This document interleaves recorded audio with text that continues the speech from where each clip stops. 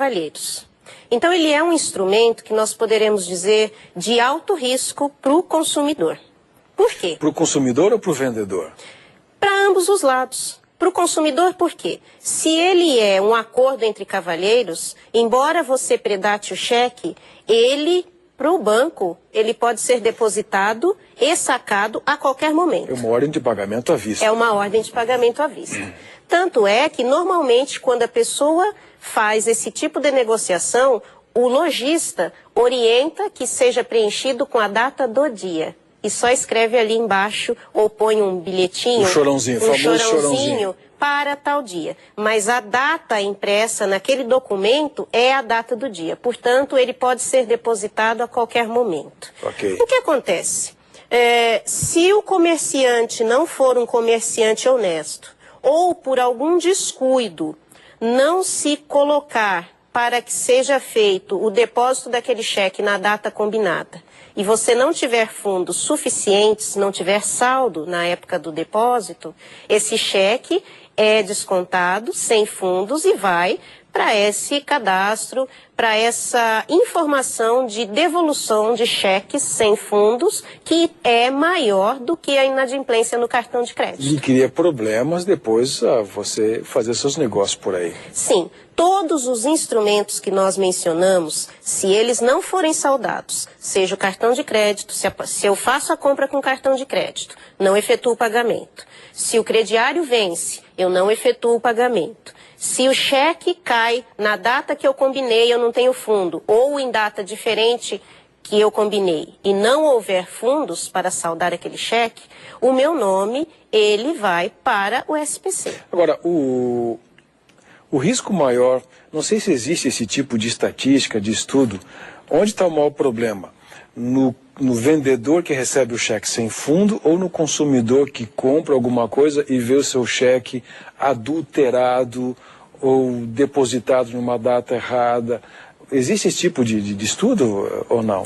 Qual o maior risco? O risco é para ambos os lados. O consumidor, ao preencher o cheque, deve tomar o cuidado de nunca aceitar uma caneta que não seja a sua, preencher todos os campos sem deixar campos em branco, para que não haja margem para nenhum tipo de adulteração. Tomado esses cuidados, se ele preferir optar por essa forma de pagamento, que seja numa loja em que se saiba que o financeiro, eles são idôneos, que não vão forjar, que não vão cometer o lapso de depositar esse cheque antes da data combinada. Porque realmente é um risco. E é um risco também para o lojista. Nós podemos dizer que, apesar de ser um instrumento de crédito que ainda se use, e eu disse no começo da conversa, alguns lojistas preferem porque eles não têm custo. É mais rápido, mais simples, mais rápido, mais simples. Não tem estrutura de criação de departamento de crédito, de cobrança, está tudo ali. Está tudo ali, porque supõe-se que uma pessoa que tem cheque, que ainda possui cheque, ela tem certamente o nome na praça, nome limpo. Essas questões nós estamos trazendo para você entender o risco que existe nos instrumentos de crédito que você vai utilizar. Se você for utilizar algum instrumento de crédito, que o faça com conhecimento de causa para tomar a maior decisão. Esse é o juro maior, mas me traz mais segurança. Há condições de eu postergar a realização de um sonho, de um desejo, de uma vontade, de uma necessidade, que assim seja. Esses são os instrumentos de crédito que nós temos à disposição hoje no mercado para quem precisa de algum dinheiro. Agora, Cristiane, depois de tudo isso, existem reflexos negativos ou positivos, eu creio que sim, da vida financeira nas relações pessoais e nas relações profissionais? Existe alguma consequência? O que isso nos afeta? Com certeza, pastor. Uma vida financeira estável, ela traz conforto, tranquilidade.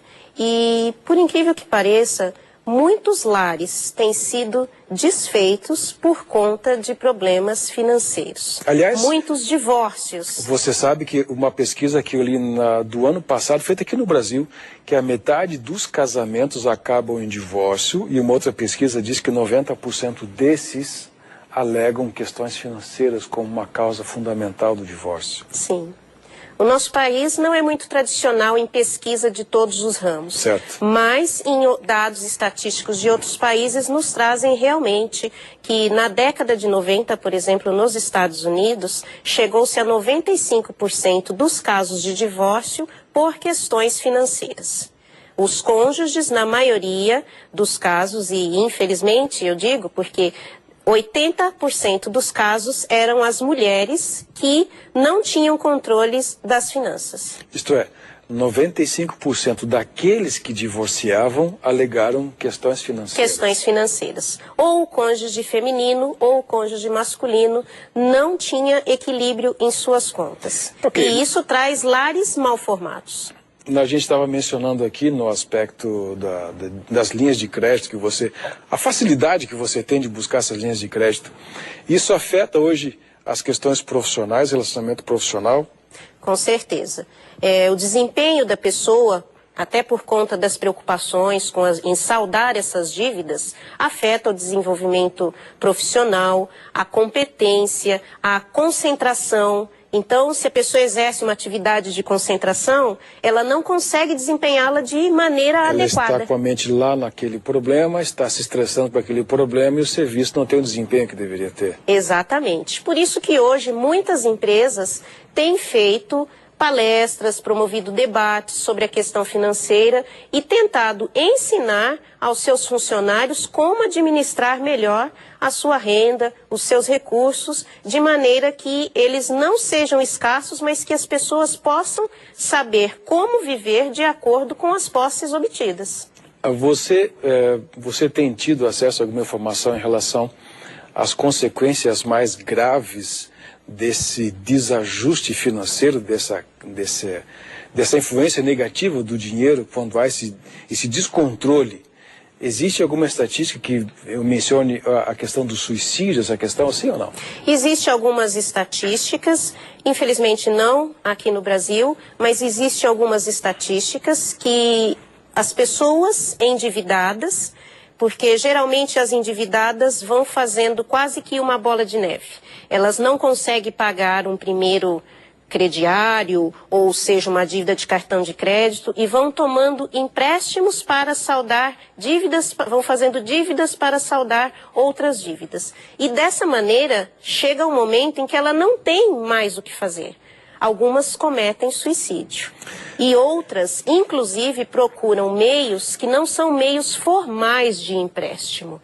São meios que, digamos, são pessoas particulares, que comumente chamados agiotas, que agem muitas vezes de maneira que, diríamos, não muito honesta. E essas pessoas não aceitam ficar no prejuízo. Aliás, a agiotagem é crime diante da lei. Sim. Isso é uma atividade irregular e ilegal. É uma atividade irregular e ilegal, mas é uma atividade existente. Infelizmente, muitas pessoas, por se verem desesperadas e não terem mais como recorrerem às formas de créditos legais, por já estarem normalmente com o nome comprometido, elas se recorrem, se valem desse tipo de modalidade de empréstimo, a agiotagem, e essas pessoas, por vezes, até cometem crimes. Cristiane, muito obrigado pelas suas dicas. Nosso programa chega ao fim. Foi muito importante ter você aqui abrindo a nossa mente sobre as opções de crédito e os cuidados que nós devemos ter e o que isso causa nos nossos relacionamentos pessoais e os nossos relacionamentos profissionais, também familiares. Que Deus te abençoe na sua atividade, na sua profissão, e espero vê-la mais vezes aqui em nossos estúdios. Com certeza. Você percebe a importância de nós sabermos exatamente onde nós estamos pisando em relação à nossa vida financeira? Você imaginava que existem tantas opções de crédito, tantas voltinhas, tantos cuidados que nós devemos ter? Você alguma vez imaginou que as nossas relações pessoais, familiares e profissionais pudessem ser abaladas por um descontrole financeiro? Por isso esse programa existe, por isso nós estamos aqui para discutir esses assuntos e trazer um pouco mais de luz sobre essa atividade, sobre este assunto que ele pode ser muito prazeroso e às vezes muito preocupante. Espero que tenhamos sido úteis a você mais essa vez e espero encontrá-lo aqui na próxima semana com mais um assunto, mais um tema do nosso programa Saúde e Vida.